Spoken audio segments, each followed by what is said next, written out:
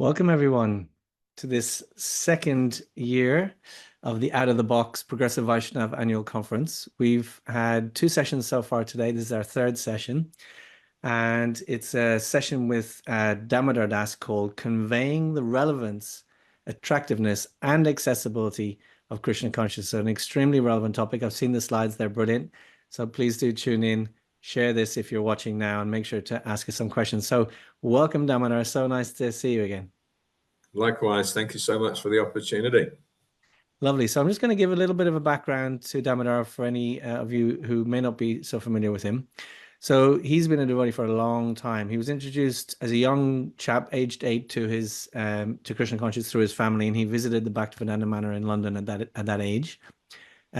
Also, a young age, age 17 in 1984, he became a full-time devotee and moved in as a brahmachari. Mostly lived at the Soho Street Temple in London. He took his initiation 4 years later by Bhakti Charaswami, and he did a lot of different services, including book distribution, Harinam. He's a great mridanga player, temple cook, Bhakti leader. He's now married. He's got 3 kids and 2 grandchildren. So his 3 kids are adults now. I actually joined in Ireland, so I was in the similar part of the world to him. He was managed 3 different temples, one in Belfast, Soho Street in London, and then also the Bhaktivedanta Manor. Since being married and so on, he's worked in consulting full-time for many, many years at some big consultancies, and he's someone who's very learned both in Krishna consciousness, but also he's become an expert in many things outside as well. He currently is a facilitator and coach, and he's very passionate about child protection, which I agree is an extremely important thing. And he's had some interesting conversations around that. If you get a chance to search those up on Facebook. He's authored 2 books. One's called Master Expert, and the other Expertship Growth Guide. And he's working on another one, which I know it takes time to get books out, but it's one in the works, which is called On Living Deliberately, which is a great topic. So welcome, Damodara. I know you've got some great stuff to take us through. I'll hand over to you to take it away, and I might jump in here and there and ask some questions, and also invite the audience to do the same. So yeah, go for it. Much obliged. Thank you very much for the opportunity. And yes, let's see if we can make it a bit of a conversation. I have prepared a bunch of ideas, but like most ideas, they actually do better when they're fully interrogated and fully aired and so on. So we'll try and do it in that way. And I do encourage anybody that's watching to pop their questions or comments in the chat. If you're doing it live, we might be able to do justice to them during the course of the conversation. If you do it later, I promise I'll keep track of things and do my best to be part of the conversation. All right, so as always, any insights that might flow from these things is a result of the blessings of the Vaishnavas. Vanchakalpatrubhyascha kripa sindhubhyeva cha patitanang pavanebhyo Vaishnavebhyo namo namaha. Respects to all Vaishnavas everywhere. I want to say at the outset that I'm not making any truth claims. I will not be able to substantiate everything that I say on the basis of Shastra here. These are just musings that I've had over the years, and I hope they'll be useful. And like I say, I really welcome others' musings too. I also want to, even though we're going to be talking about, let's say, strategies or ideas, things we can adopt, we absolutely have to recognize that we're not the doers. So it's not because I've had some brilliant insight and got some brilliant strategy that Krishna consciousness will be successfully conveyed to other people. Krishna is the one who awakens things in people's hearts. But we can be instruments. And I thought I'd just cut and paste a couple of instruments here. On the right-hand side, you can see an early tool. Fairly blunt. We talk about blunt force trauma. That's looked like what it might have delivered. And then below we see a scalpel, which is obviously also an instrument, but one of great precision. And fractions of centimeters or whatever could make all the difference between saving a patient's life. Funny enough, when we make that prayer, Om Jnana Timirandasya, we often translate torchlight, But the word is shalaka. It means scalpel. It's very interesting. It's a particular scalpel that's used to remove cataracts in sort of the Vedic time. So that was why I went with the scalpel idea here. That's interesting. Yeah, wow. Yeah, and of course, you know, if we relate this to preaching, and I know that's a horrible word, and we'll perhaps imagine some other words while we're talking now, you know, some people could deliver it as blunt force, and some people could deliver it as real precision. It might still have some kind of cutting involved. Apparently the word sadhu means to cut. But, you know, there's a very much a difference between a healing cut versus an intent to wound or whatever. So if we're going to be instruments, let's be the best, most refined instruments in Krishna's hands as possible. That's the metaphor there. All right. Forgive me in advance for using AI to generate some of the imagery. I would have loved to have shopped around and found a perfect image. Obviously, this looks like probably a Christian Bible bashing preacher full of rage. It looks like Frankenstein. Yeah, it could well be. I'm sure we've seen devotees who may have even had a similar temperament at times. So I think our mindsets, when we're trying to convey Krishna consciousness, introduce Krishna consciousness, or even encourage the further development of Krishna consciousness, there might be some problematic motives and mindsets, and we'll contrast those in a minute with what might be more favorable or attractive.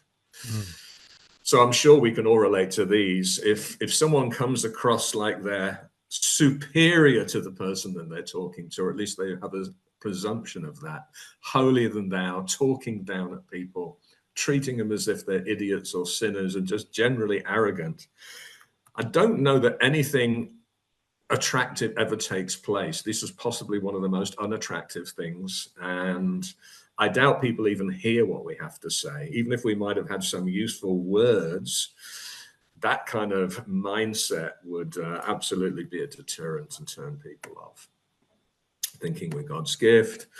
Now, the fruit of intentions one, this is a tricky one, because obviously we'd like our attracting people to Krishna consciousness to be effective. We would want to judge, you know, did I get a good outcome here? Phalena parichiyate, it's all about the fruits. But if it's something where we're almost measuring our own worth, and let's say we try to convey Krishna consciousness, but we don't get a lot of interest, maybe if we go into some depression or anxiety, or feel like, no, I have to get popularity. If people aren't taking notice, then I'll have to do something different just in order to get them to take notice. I worry that that kind of furtive mindset actually becomes a little bit problematic. And certainly if we're sort of claiming, you know, notches, look how many devotees I've made. Wow. Okay. Fanaticism in general, all or nothing, perhaps even enjoying being shocking. There is a particular kind of neophyte glee of saying something that is so outrageous that it shocks the other person. There's no desire to actually attract the person at that point. It may even be a weird kind of virtue signaling where we're trying to make a claim about, hey, just see how amazing my faith is. I believe in this really bizarre idea that I know you're going to reject out of the gate. Whatever is going on in that person's mind has very little to do with, you know, compassion or trying to engage another person. It's maybe some weird proving that I'm really pure and really uncompromising or something. And obviously, if we just demonstrate antipathy towards cherished societal mores, now the world is now becoming more inclusive, for example, but if we harp on about, you know, disdain for this group or that group, I mean, a classic example might be derogatory comments about women. Again, right out of the gate, we've just lost 99% of people. And we have to consider, why would we even do that? It's not like it's a central theme of Krishna consciousness. Of course, in some people's minds, maybe it is. But yeah, we must be reading different books. That's all I can conclude. And sorry, go ahead, Prabhu. No, no. Well, if you go through the full list, then I had a question. I'll let you finish the list first. Yeah, go for it. Yeah, and general just condemnatory, ultra negative, sectarian. Our group is the only group, just general disdain or hate. All of those things are clearly non-starters. Is that the end of the list? Oh, and yeah, okay. Just regurgitating messages without a whole bunch of thought, and particularly to be dogmatic and inflexible. So that was just my brainstorm list of things that, if these things are in our mindset, good luck having any real cut through in terms of really being able to reach people and attract them. What was your question, Prabhu? Yeah, I was just going to say, I think, first of all, brilliant comprehensive list. I can sort of recognize all of these things in myself to some extent, certainly more so probably when I was younger. And in my experience around devotees, I think many devotees will sort of have their own versions of each of these that they can recognize. I'm going to say something and understand how I mean it first. So, I'd love to hear your thoughts. Each of these things, obviously, when they're taken in a way or presented in a way which is not helpful, or is, then it's a sort of, but I think each of them in a way are a clumsy attempt to imitate how devotees have seen Prabhupada in a way. Yeah, I agree. Even as you were voicing that, I was thinking the same thing. Do you know what I mean? So it's almost like, so let's just take away any judgment about what I'm saying, but just like kind of, sometimes Prabhupada was incredibly damning or condemning or very inflexible on a point, or, shocking to for whatever reason, all of these things. If you went through each one, now obviously Prabhupada is, it was an extraordinary person. But in other words, I'm trying to sort of in my head go, there's sort of still a link to where, in this clumsy way of sort of trying to be Krishna conscious, where they've got some of these things, albeit maybe taking them in the slightly wrong way, if you know what I mean. Yeah, totally. And I think Srila Prabhupada presented different moods and styles very contingent on the setting. So quite possibly, if he was in an in-house gathering and he was trying to really sever people's sentimental attachments to society, friendship, and love, maybe he was extremely, strong in his denouncing of certain ideas and so on. Whether he would do that to a newcomer, I guess it's possible. I think there might have been times, if he detected a certain kind of mentality, he might issue a thunderbolt even to someone brand new. Yeah. So there's certainly a place for that strong, uncompromising. I mean, Prabhupada's used that as one of his expressions of appreciation of his own guru, right? Lion guru, chopping technique. Yeah. So there's absolutely a place. And it would be interesting if there was ever research about how many people were on the receiving end of thunderbolts and still felt there was a loving motive behind it and took it as mercy, or how many just completely got scorched and, that was the end of the path for them. That would be a very interesting study.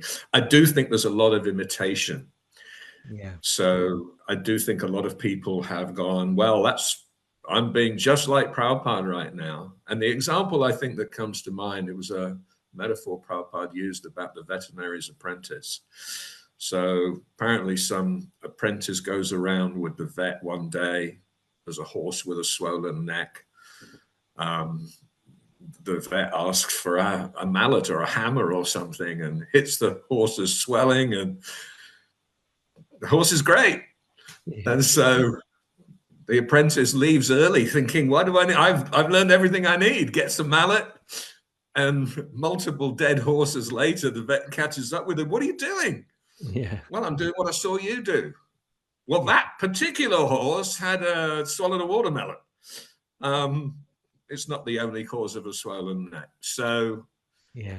I think we just need to be super thoughtful about these things. I think sometimes we might get carried away of wanting to demonstrate our preaching prowess or our heaviness or something. It's almost like a demonstration of power or something, maybe. I think what's interesting is that, because as you said, two in a row, back to Siddhanta and then Prabhupada. But if you look at Bhaktivinoda Thakur, he had a much softer approach. And so, we kind of got two in a row. And I think if you take those powerful individuals in and of themselves, we could see that, they were the best of intentions, but somehow it almost became, you work with organizations a lot as a leadership and, culture and all of that stuff you're looking at. Somehow some of these little sutras or sound bites or little moments became sort of locked into a bubble that became the culture, or for a large part sort of became not the whole culture, but some of these things that when imitated can be quite toxic.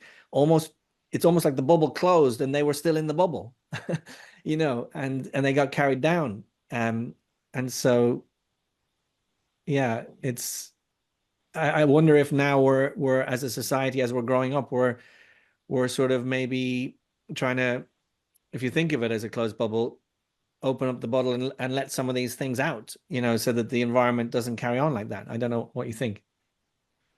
Yeah. So I remember one thing, I don't know the original source of this quote, but one thing Covey said, Stephen Covey, that I sort of worked for a few years. He said, we see what we seek.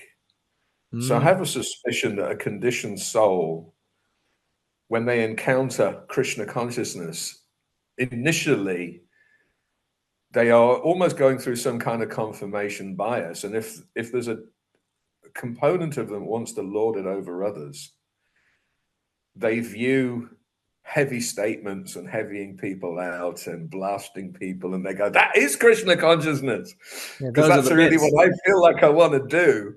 Yeah. And I think we have to carefully consider Srila Prabhupada's work as a whole, and watch his dealings, and consider, Vaishnav principles as a whole. And it's interesting because those of us who never met Srila Prabhupada in person, or even those that might have witnessed him in person, don't have the whole story necessarily. We have a curated view or a partial view. Are we willing to recognize that? Or are we happy to present Prabhupada in our own likeness? I feel like heavying people out. I don't really like women. I, like extreme rules. Therefore, I'm going to present that was Prabhupada's mission. That was Prabhupada's mood. That was Prabhupada's.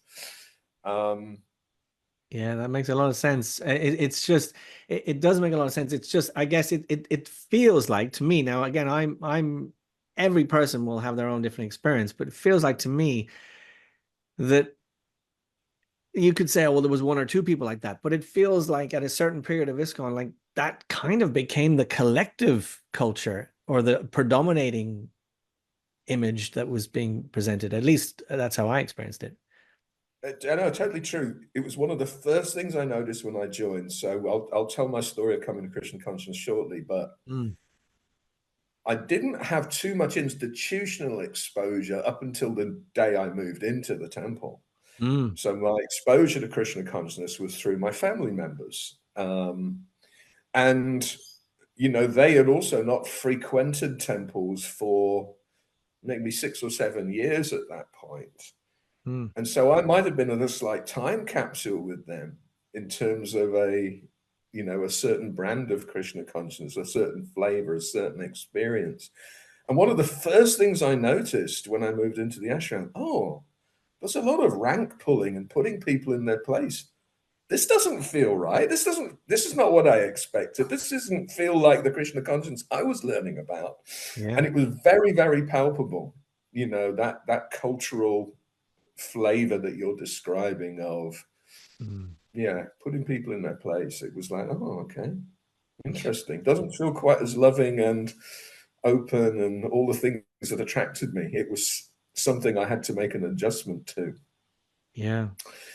So I do think, you know, considering the culture that we're introducing people into, and not just the philosophy, is an important punchline I think we're going to be working to in the course of what we're, you know, looking at in these slides here.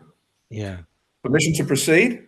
Please, yes. Can you do one thing for me? Can you just pop up a bit? You're falling down the bottom of the screen. I can see you again. Stuff. I'm being a slouch. Go for it. Okay. So obviously, then there might be favorable mindsets. And I had so many pictures I was trying to find, but I ended up having to rely on AI here again as well.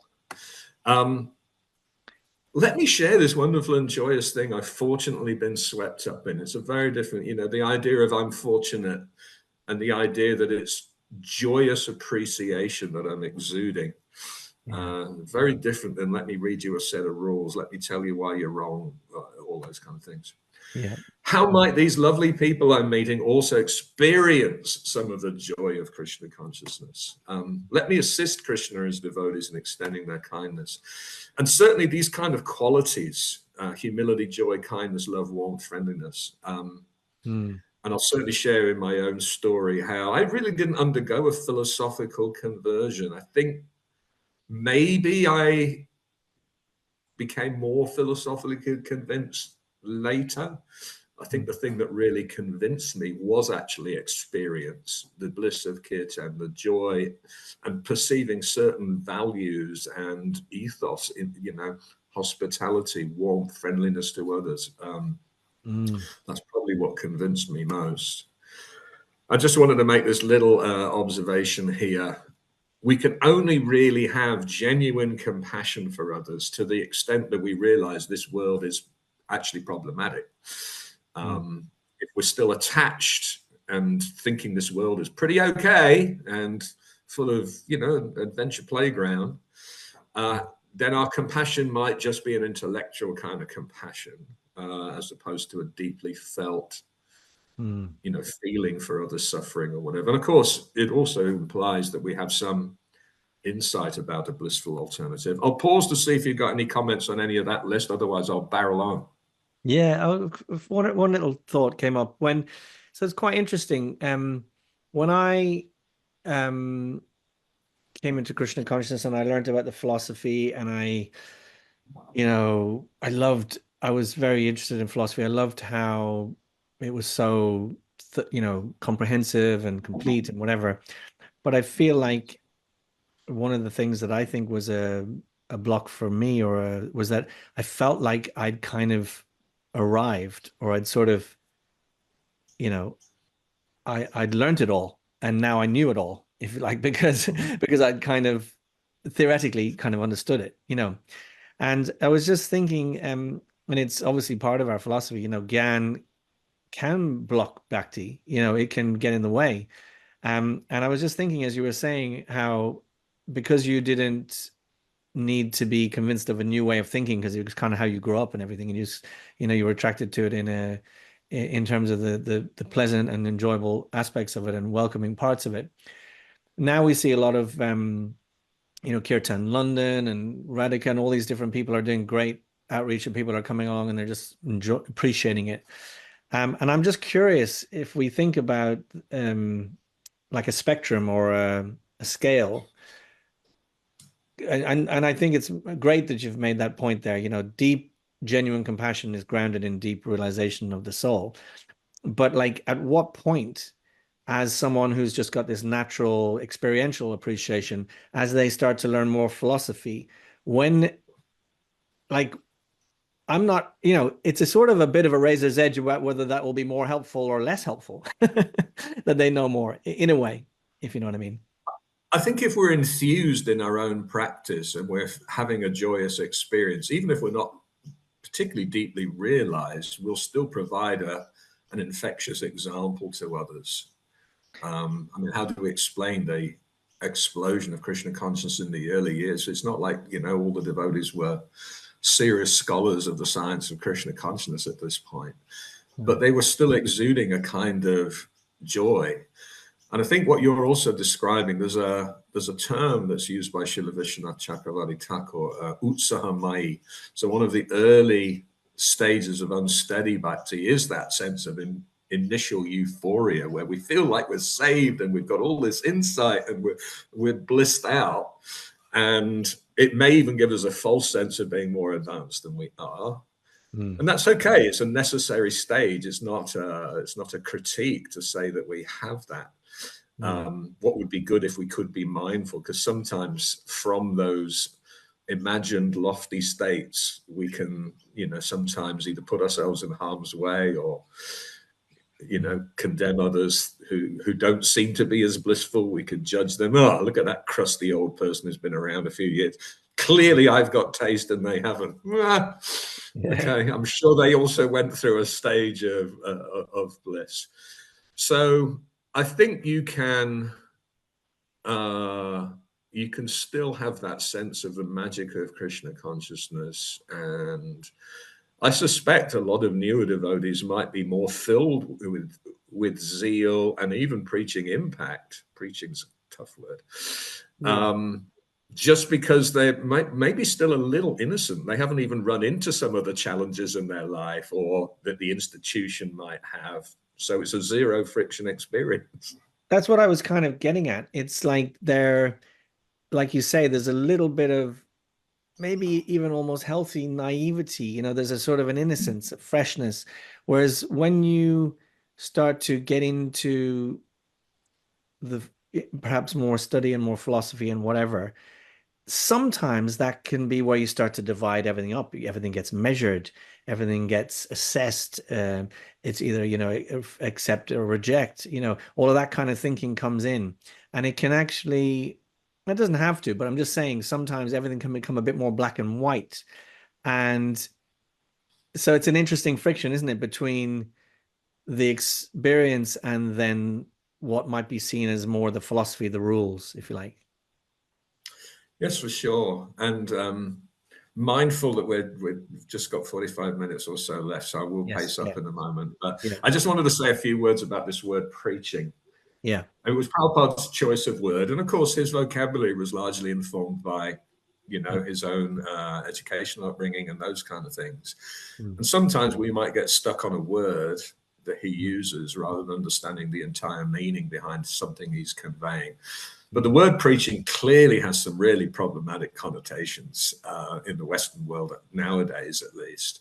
Yeah. I do have one funny little anecdote. I remember when I was the temple cook at Soho Street, after the Sunday feast, I used to rustle up a posse to kind of help clean the kitchen.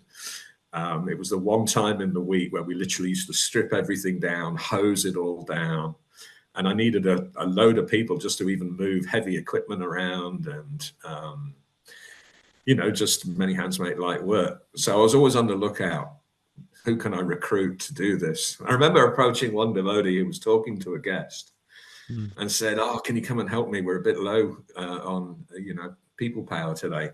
Yeah. Can't you see I'm preaching to this guest? In front of the guest. And the look of horror on the guest's face, because they just thought they're having a conversation. Yeah. They didn't think they were being preached to or preached at or whatever it is they imagined. But it suddenly, became you could see instantly whatever rapport they might have previously had was instantly blown by just that word. I think as well, though, culturally, you even see it still in India today. There's that idea that the sadhu is knowledgeable. I'm just such a fallen householder, all of that kind of thing. Please preach to me, tell me what I should do kind of attitude. And so it may be more acceptable in that kind of framework. But in the West, like you say, it's not something anybody wants to be preached to. It's certainly got a lot of baggage, a little bit like that angry Frankenstein that we saw earlier. Yeah. All right. So just something, again, just to brainstorm what makes a compelling experience, something that stirs the heart or stirs the soul. And I'm particularly using those terms to contrast it with the rational, which is obviously the next little image that's there. We all know that we've experienced something in Kirtan we can't even fully explain, but it is euphoric. It is, and it's not guaranteed it happens in every Kirtan. sometimes, and again, we might have had more of these experiences in the days, perhaps before, you know, Nama Parad crept in, while we were still capable possibly of Namabas and appreciation of devotees and all these things. But if someone is singing from a very soulful place, a real prayerful place, has genuine enthusiasm for Krishna consciousness and so on, that just uplifts, and it's experiential. Stirs the heart, stirs the soul. And I imagine we've also had experiences with kirtans that great, and you know, we might not have even been able to stay in the room. Apparently it's the same holy name, it might have even been the same exact tune and melody, but if the temperament somewhere is wrong, or the attitudes of people is not quite on, that same experience actually becomes a turn-off. I'm saying it's beyond the rational. Obviously, we have a lot of philosophy and we have a lot of ideas, and we would like to create intellectual conversions. But I also think experience reaches beyond all of those things. A lot of the work that I do in corporate life is to help people understand the magic of storytelling as a way that wisdom has been passed on for eons, and in some ways bypasses people's intellect. There's often some embedded wisdom in the story, but unlike, you know, me trying to present a rational idea at somebody where they might be inclined to intellectually defend against something that doesn't feel quite right, a story just engages us in a different way.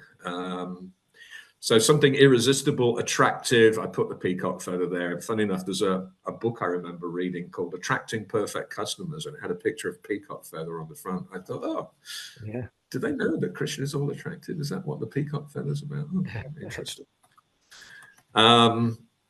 Relevant, and my little shorthand for relevant is it connects with a felt need. I see the point, it strikes a chord, whatever it may be. That could be intellectual, but again, it's often something beyond the intellect.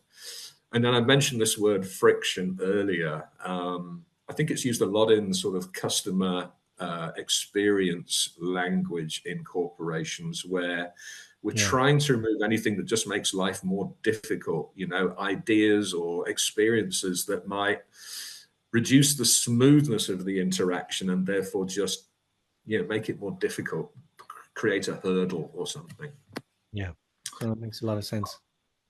All right, so I've deliberately looked at the order of these things, thinking they're almost gates that we have to pass. And there is a definite hierarchy to them. So accessibility being the first characteristic, and what makes something accessible or inaccessible.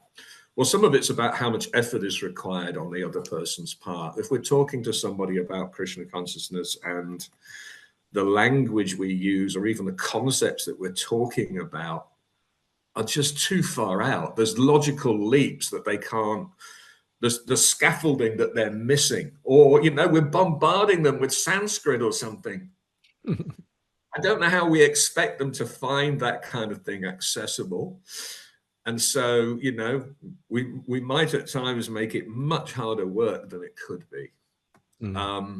So yeah, even intellectual density, and I know that this would be a very challenging idea, but, you know, some of our books are not that accessible to the newcomer, to the new reader, and we might need to think about curating content carefully.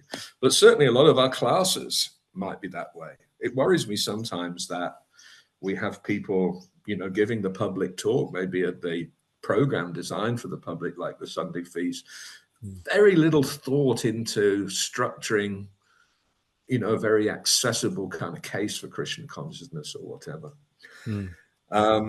And even, yeah, that people's attention spans are now so limited. As soon as we've used one too many ideas that are just transmigration of the soul, what are you talking about? There's a good chance they're just instantly tuning out, and they can't see why this would be anything they'd want to investigate further.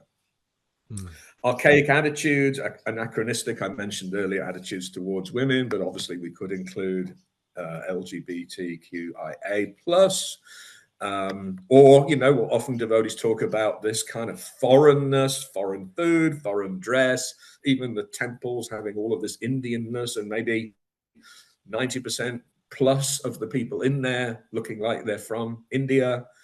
So people might go, oh, okay, is this meant for me? It doesn't feel like it's meant for me. It doesn't feel like something I would necessarily choose to be a part of. Yeah. Obviously, institutional scandals is a massive. So I might have been very fine with all the early ideas about Krishna consciousness, and then I hear about some corruption or, I perceive self-serving leaders. I see a so-called sadhu living a high life, or even just other cultic behaviors, and I instantly go, oh, okay. It's just a deterrent. It's friction, it's noise, it's a hurdle. Now, I want to suggest that just making things accessible doesn't guarantee that they're attractive or relevant. So, hey, we're the people who wear chinos, yay. Okay, that's not really in the plus column. Yes, it might be less off-putting than someone in robes, but it's not given me a reason to be interested in anything that you have to say or consider it to be relevant or whatever. I'll pause because I haven't given you a chance to get a word in edgewise for a while. That's okay. So I do have a few thoughts. Again, really good kind of capturing of things that, many people watching may well recognize. I was just thinking, you work in organizations. I work with clients and organizations, and you may go into an organization and say, you've done things a certain way for a long time, and it's, maybe it's not working. Do you think it might be, we could change things a bit, make it a bit more relevant to your audience and so on? And there will be some resistance to that because, it's just the way we've always done it. That's, we're sort of attached to it, whatever it is. But I wonder, in an organization, people might even get very attached to, we can't even change the logo, for example. But changing the logo is, in all intensive purposes, it's not something that is fixed. But when we come to something like a spiritual movement where, people will say, yeah, but it's not just the way we've done it. That's the way Srila Prabhupada said we should do it. It just has a bit more of a weight. It's harder for people, like they feel, whether they're more attached to it or whether they're more scared to change it because so I wonder if we're unpacking something else, which is that perhaps a lot of devotees, even maybe ourselves, are stuck in not a very deep understanding or a deep realization, where we actually can adapt things without changing the essence. And I loved it. If I go back to the very beginning of our conversation, you said, these are going to be my musings. I don't know if I exactly want to have a scriptural reverence for all of them. And me personally, I don't know if other devotees are different. I love that. I'm hungry for that because, I've read the books. I mean, anybody can throw this verse and that verse. I mean, I've heard them before. It's like, what I want is actually someone to be talking about it from their own perspective in a hopefully a bit of realized way, with some experience. That's way more attractive to me than just someone who's coming out like a lawyer with a whole bunch of quotes. It actually turns me off. So what do you think about that? Like that friction between getting confident or getting the courage to make, adapt without being scared that we have to stay the same? I think within any group of people with an ideology, you're going to have these extremes of extreme conservatism at one end of a continuum and extreme sort of innovation maybe at the other end of the continuum. And, if we think about when Srila Prabhupada came, he was a little worried about how quickly we were seemingly ready to innovate without even having any deep understanding of the tradition. And therefore, he often reined us back and talked about change disease and don't change things. The reason I'm successful, I haven't changed anything. And we could fossilize that if we wanted to. There would be reasons to just embed those concerns for the rest of time. But if we're paying attention, Srila Prabhupada was a complete innovator. Yeah. And he, he really did push the boundaries of tradition. And so there's always needs to be a little bit of a balance between the two. And there needs to be that sense of realization and thoughtfulness. One of my favorite Prabhupada quotes is Krishna ye bhaji se bhadatatur. So this idea of you've got to use your common sense sometimes. Devotees of Krishna are cunning, actually, is the literal meaning. And I remember there was in the Perfect Questions, Perfect Answers book, which is, Room Conversation with Bob Cohen. Oh, yeah. Brahmatirtha. Brahmatirtha asked this interesting question at one point. He says, so we're supposed to see prasadam as Krishna's mercy, but what happens if we, see it as a type of food that makes us sick? And Prabhupada said, yes, a pure devotee won't discriminate. It'll just be Krishna prasadam. But if that's not your vision, why should you imitate a pure devotee? And if you see, yes, tomatoes make me sick or whatever, then act on that realization. And he quotes, Krishna ye bhaji se bhadatatur, please use a little bit of common sense here. Yeah. So again, I think we need to get down to fundamentals about what Vaishnavism is and be able to discern, I guess, between principles that shouldn't be tampered with and tinkered with versus time, place, and circumstance adjustments. And if we don't yet know the distinction, that's fine. Maybe we can still be a little cautious. But at least we should be able to have reasonable conversations about these things without invoking, you're a heretic, or, whatever else it is that, people do. Yeah. I think we are probably still a little traumatized and we might be overly cautious. Innovators might always be running the gauntlet in all fields. Yeah, I think it's true. Every human nature is to be a bit resistant of change, for sure. I think it's just perhaps more powerful when the sense of the stakes are higher if you change something in where maybe there's a bigger reason that people feel it shouldn't be changed. But yeah. No, absolutely. And if we don't recognize the value of what we've been offered and we're quickly dispensing with things, I have a better idea. Oh, okay. That probably is a mentality that's a little bit problematic. So I think Prabhupada's caution was, came from a very place that we should really pay attention to. But again, we can't be fossilized and frozen in time. We can already see some of the challenges that, that unwillingness to flex and adapt and be agile is actually causing our movement. Permission to keep going. Please, and permission to ask you to sit up again. I can't see you anymore. Oh, yeah. I'm such a slouch. There you go. Thank you. All right. So a few slides on relevance. I do think this takes a lot more work. We can easily get intellectually lazy and just go, well, I know what Krishna consciousness is, and I'll just spin the patter that came at me that resonated with me. So this idea of refreshing our ideas, even if, souls are always going to want ultimately to find bhakti and be reunited with Krishna. That's not in their minds what's necessarily going on. So we've got to meet people where they are. So how tuned in are we to people's felt needs and priorities, what they're searching for, what they're open to the zeitgeist? And how engaged are we with the world? Or are we so, this world is irrelevant and meaningless and devoid of any value, there's just demons? Yeah, good luck reaching anybody if that's kind of where we come from.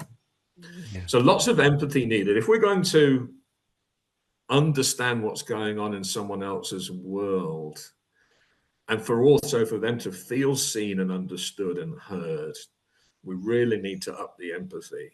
And this is a skill that can be developed. I'd say it's probably correlated directly with compassion. And it's probably adversely correlated with talking all the time. Or believing we've got all the answers. Yeah. Why should a person care? Have we given them any reason to? Why should they pay attention? I italicized pay because, in fact, there is a price. and, you know, considering what would strike a chord, why would something register or resonate with somebody? Now, in some ways, and this is why I want to build up to attractiveness or appealing as the top of the hierarchy here. We were talking about this a little bit as in our preamble before we joined, before we went live. In some ways, Prabhupada's messaging maybe flew in the face of late 60s, early 70s values. You know, here's someone who's saying, restrain your senses, submit to authority. I mean, that couldn't be further away from hippiedom.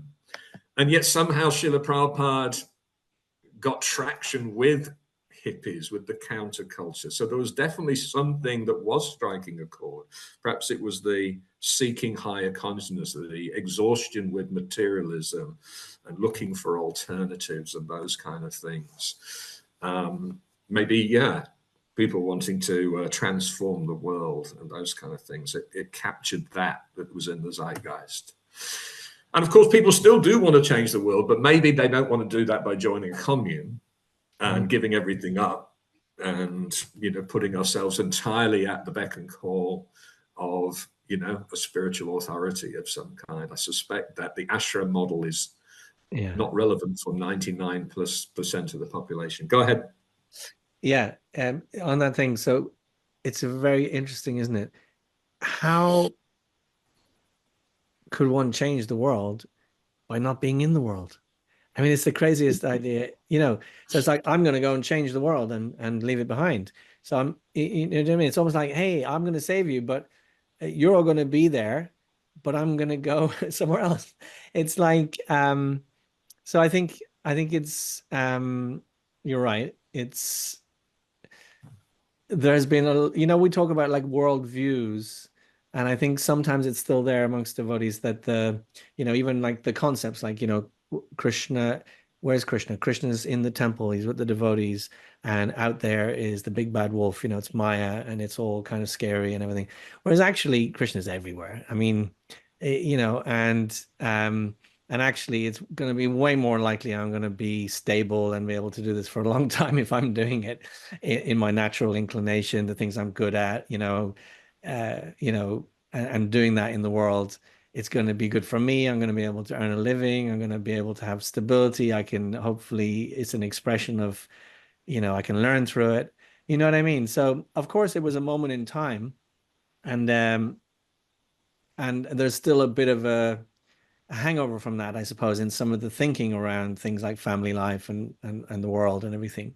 Hopefully it's changing a lot, but you know, there's certainly a bit of a drag over from it.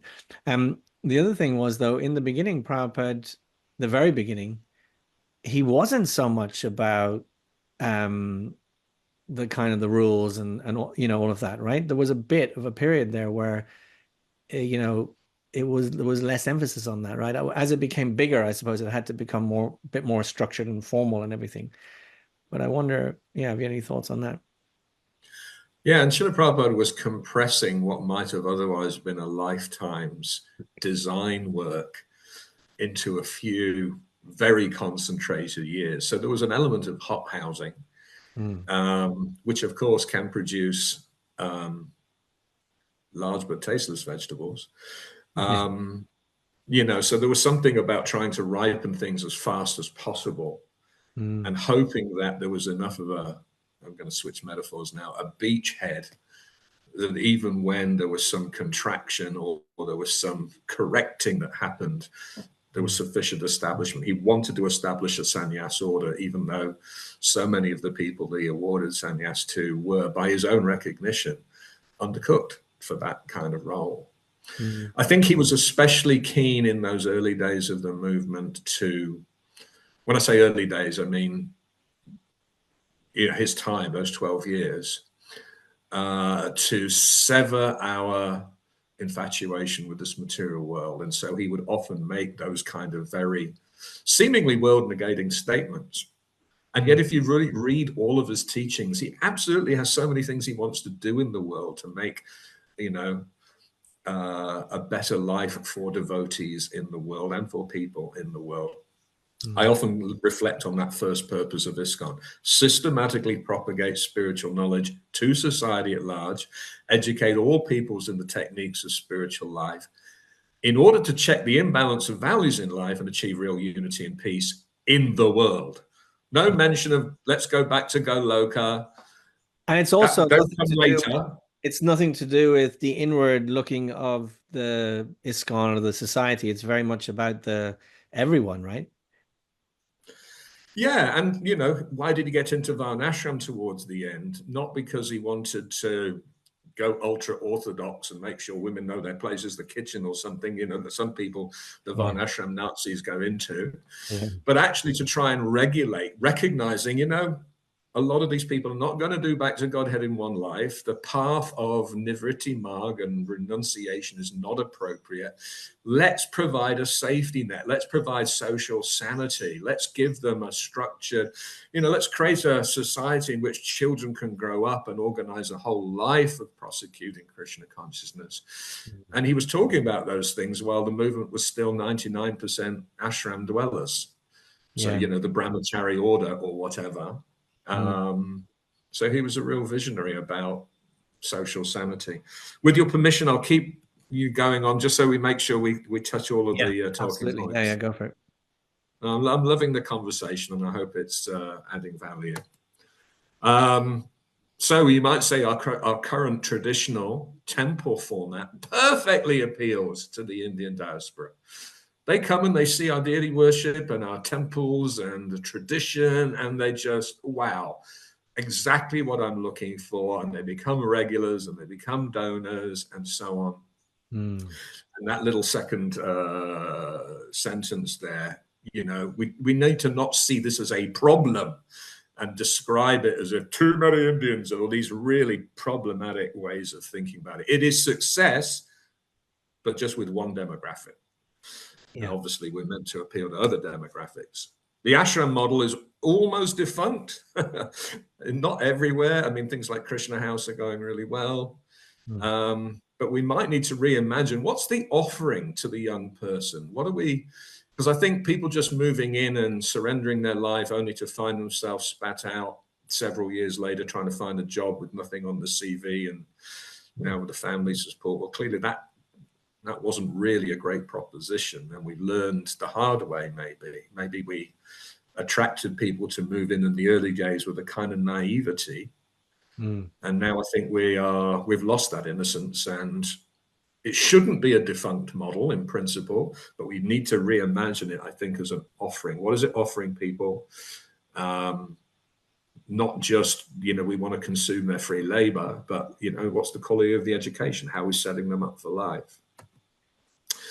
So we need to be constantly asking ourselves, so as to stay relevant, what is it that people are looking for, concerned about, troubled by, engaged with?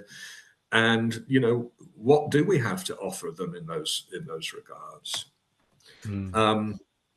Much of this, I think, if we think about the reinvention that's gone, there's been a big alignment with I call it the yoga scene. You talked earlier also about the kirtan scene. And there are natural adjacencies. These people are seekers. They like vegetarianism, kirtan, green living, conscious consumption. So there's lots of obvious reasons why what we offer would strike a chord, would resonate, and so on. There's been success. There's also been a lot of tension because some people feel, oh, no, we have compromised. The bridge goes to nowhere. People just get lost on the bridge. I definitely think the ideas that we're talking about here don't just apply to attracting someone in the first instance, but also thinking about, like me, a lot of people, get raised in Krishna consciousness. So how does it stay relevant throughout their entire life? Maybe if, they had an intense Gurukul education that didn't really set them up for life, they're not sure what Krishna consciousness still offers. Now they're trying to find their way in the world and so on. And Srila Prabhupada certainly had all of that on his radar. Can I say a very quick thing on that? Yeah, go ahead.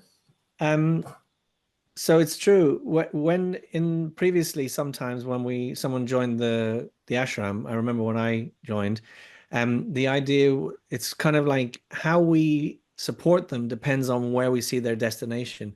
In the past, it was like, now you're in, your destination is going to be in forever. You have arrived.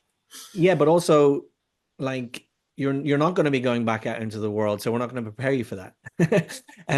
So I often say to people, because people often ask me after, why did you become a monk? They say, why did you stop being a monk? And I kind of often say to them, well, it was written there in the books, as clear as day. You know, the 4 ashrams.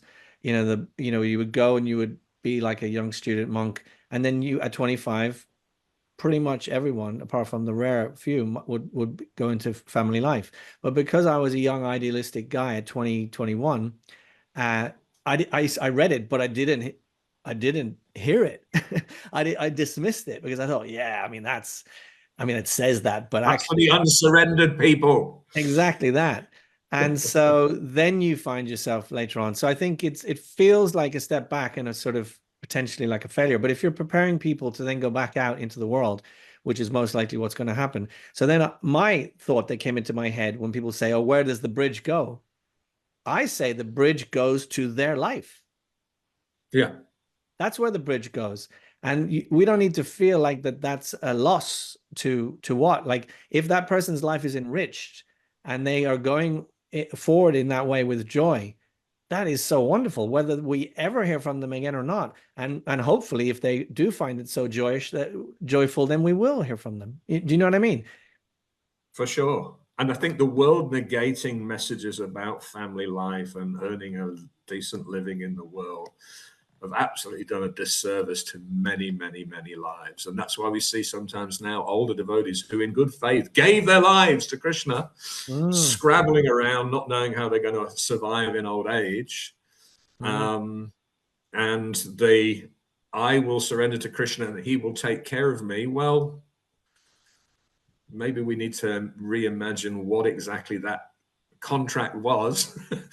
It didn't get us off the hook in terms of needing to make good provision for our own future. That, like you say, that Varnashram template actually shows us how to, construct our lives. But we didn't have the foresight in those early days of the movement, and therefore some of the rhetoric, did have this idea, well, you've moved out the temple, so now you've fallen down, you've blooped, you have taken a backward step in your surrender to Krishna.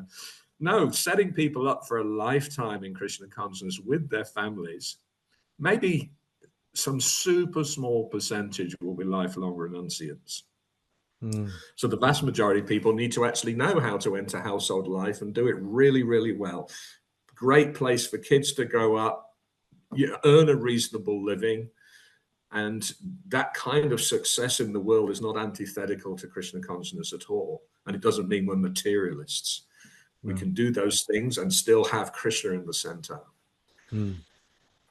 All right.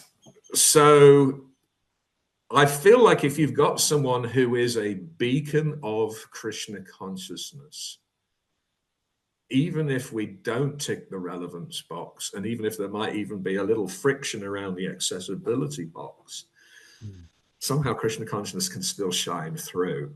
Now, I'm not saying we shouldn't pay attention to those other things and just count on this, but there might be times where, and we were talking a lot about Srila Prabhupada, maybe there were things that were friction, there was friction there, and maybe there were things where we go, I still can't explain why that appealed to a bunch of people. And this is because it is ultimately super rational. It's beyond those kind of things. Prabhupada, attracted us with his persona, his sincerity. Maybe we didn't even always understand what he was saying, but somehow it was there. Yeah. I want to share a little bit about my own story. Now, I actually like to invite viewers and listeners to consider what attracted them and what sustains their attraction. So in my own case, as you mentioned, family members were Krishna conscious. My uncle, Punyashloka, his wife, Devaki, my aunt, and their family, they joined in Berry Place, Bhaktivedanta Manor, early 70s. I got lots of exposure. I often marvel at people who may have met one person on the street and had a conversation, decided that's what I want to do with my life.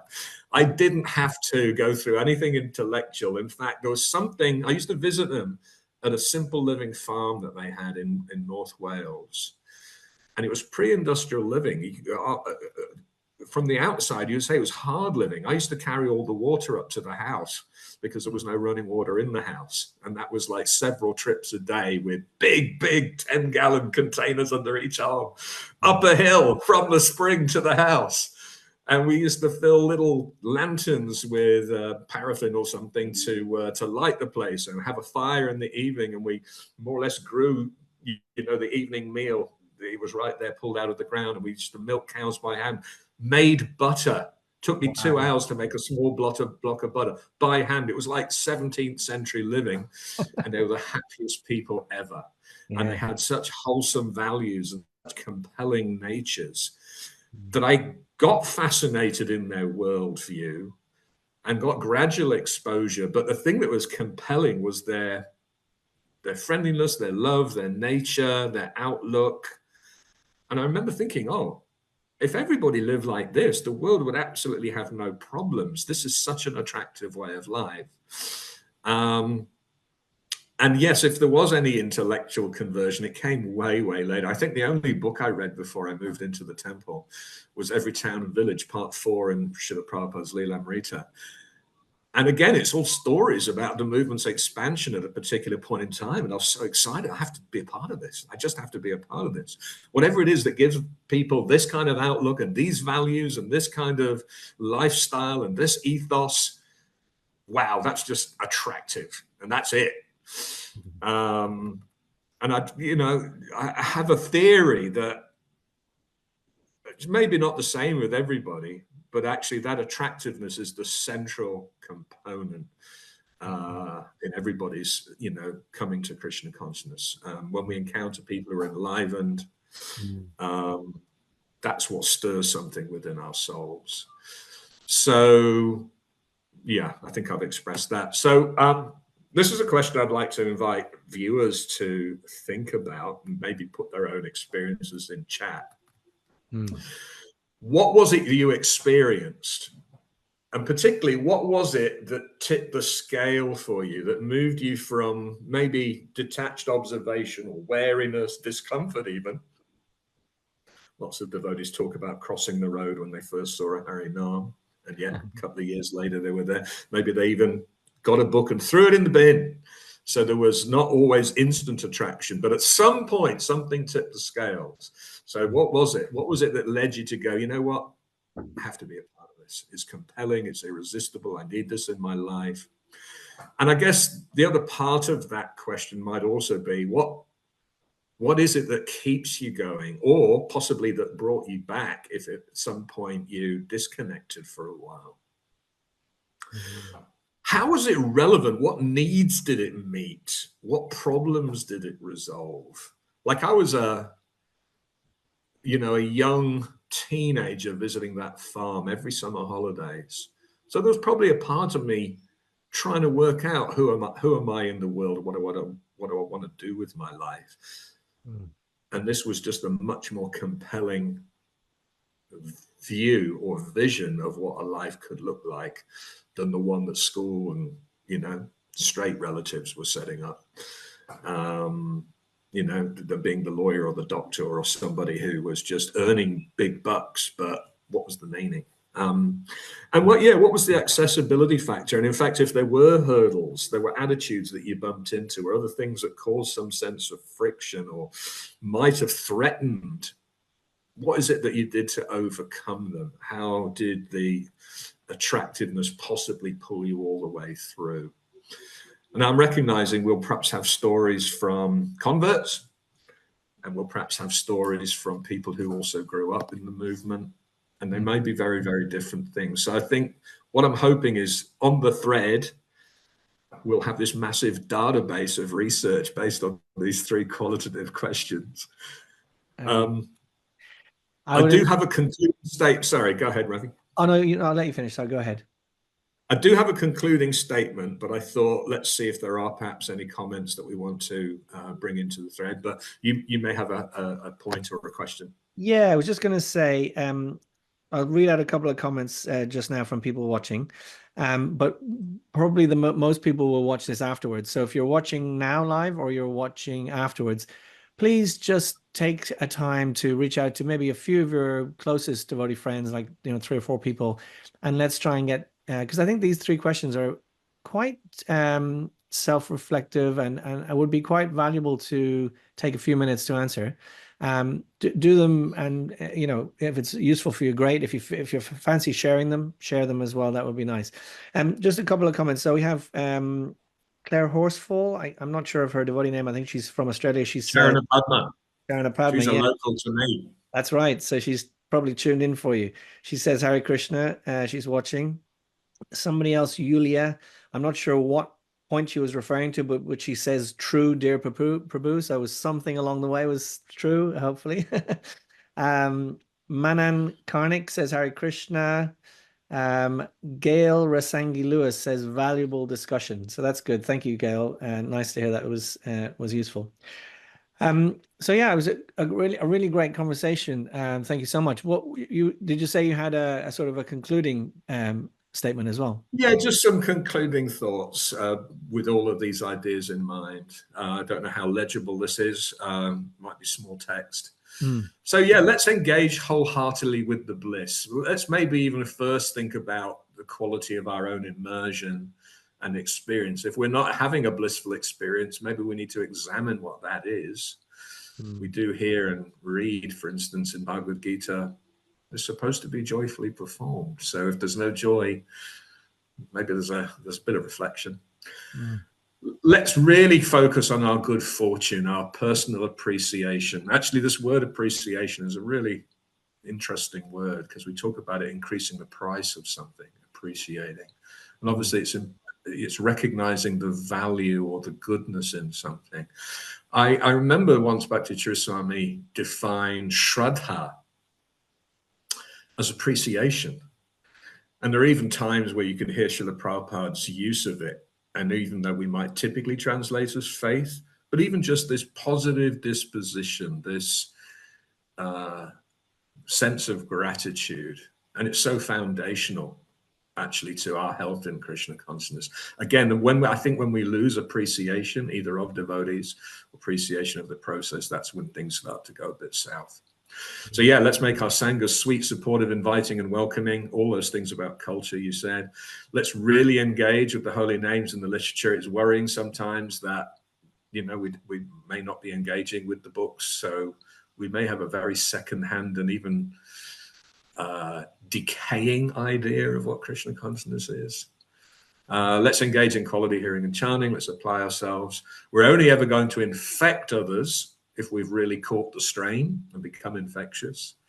So that's almost the most foundational. Even before we think about sharing things, let's think about what it is that we're sharing and, how our example is. Am I walking the talk and so on?